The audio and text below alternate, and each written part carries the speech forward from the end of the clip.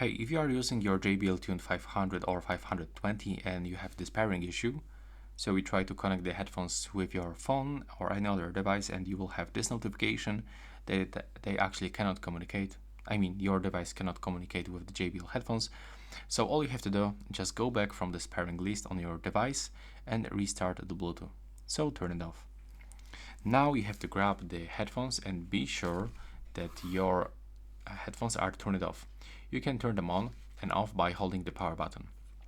So now when they are turned off, we have to click and hold this power button and wait until indicator starts flashing blue. There we go. So now release, and on your device you have to power on the Bluetooth back and click to pair new device. From the available devices list, you have to select your JBL Tune 500 or 520, accept the pairing, and as you can see right now, I'm connected and everything is fine. So tell me if it works, and right now please subscribe to my channel. Bye bye.